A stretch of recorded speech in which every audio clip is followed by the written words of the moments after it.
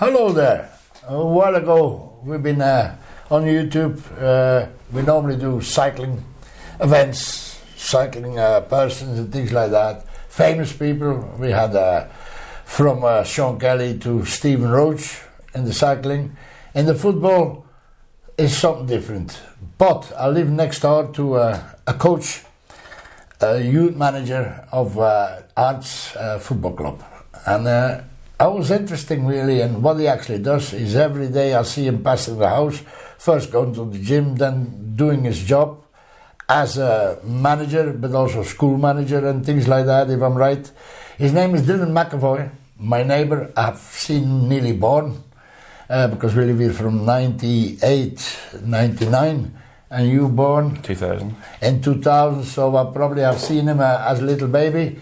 No. From 2000 to 2005, I was working abroad.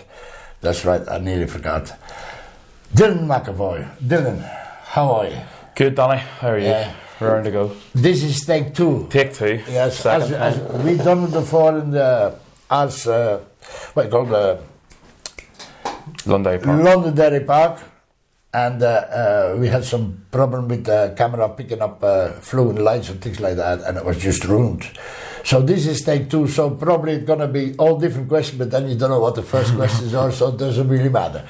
Dylan, joking apart, tell me a little bit what you actually do. So pretty much I run all the schools in Newton Ards for Ards Football Club, so meet the after school clubs and sometimes run their football teams.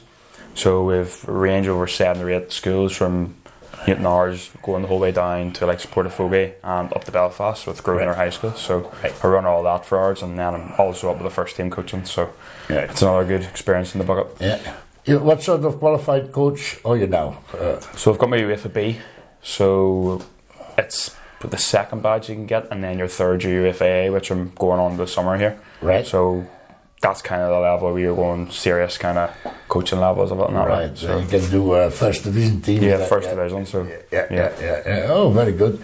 As you know, I'm into the cycling and the development of youth, and you are actually doing the same, but in a different sport. Mm-hmm.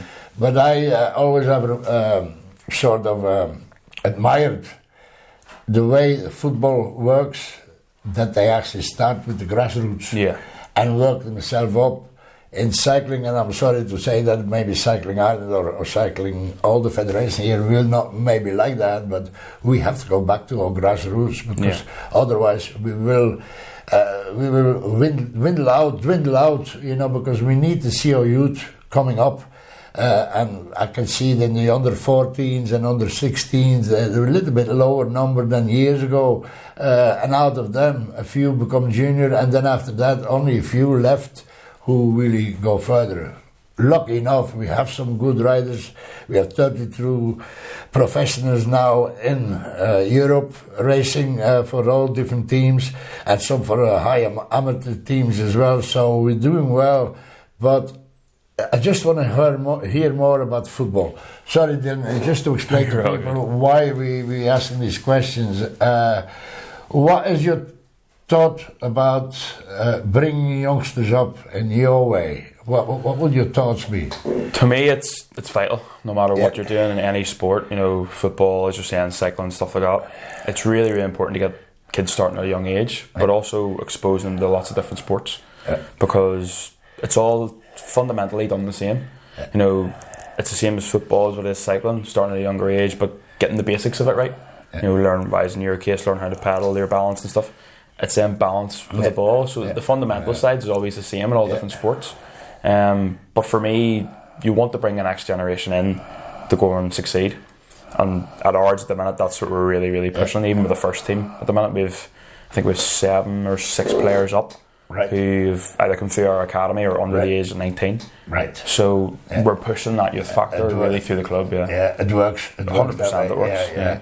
Now, I am not really involved in telling kids what to do, whatever. I try to give them opportunities.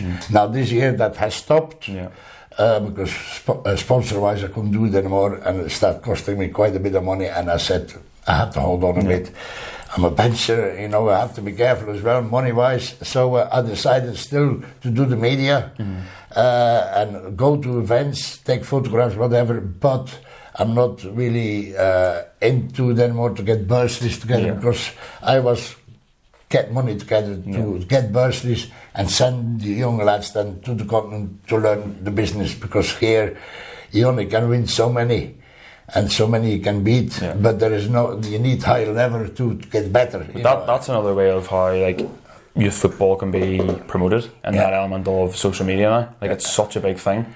And I've even kind of seen it in like doing my own coaching, like you take progressions to it by having people view it or see it, or hearing a name or seeing a picture or seeing a bit of footage of a kid doing well, and that's how that's a really, really good way of getting forward now when you're youth team footballer or your youth team cyclist or any sort of sport now. So it's vital to push the thing forward. And I heard great news. Arts Football Club will get their stadium. Finally, after 25 years without one, you know, so, because I was talking to a Belgian coach at the time, but I forgot his name. He was from Antwerp, and Antwerp played here. You told me that before.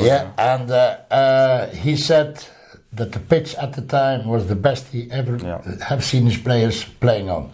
You know, what was a great compliment for RCC.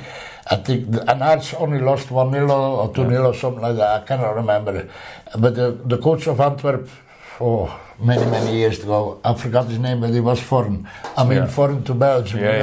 He was from Slovakia, or somewhere there, Czechoslovakia. I'm not sure where he was from, but he was a well-known player in his time, and he really complimented the and eventually we're probably going to get one, because I think, as I get older, if Ars would have his own stadium here, and maybe would appear at matches as well, you know, because it would attract better, you know, than going to Bangor and things like that. I think you're looking at something like that, like when you're getting a stadium again, or you're bringing the town and Newton Ards together, and it should bring all sports and all different teams that are in Newton Ards together in that way.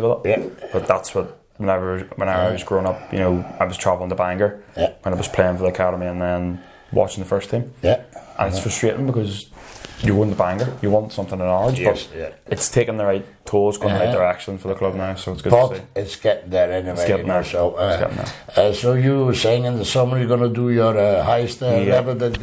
After that level, there's nothing higher anymore? So when you get your A licence, that's probably the highest you can do, but then if you go to like a team that's maybe in the Premiership of Northern Ireland or across the water in the Championship or Premiership, you go on to your pro licence that makes you eligible to coach in, like say, Champions League and Europa League and stuff. So you push on that when you need it in that way.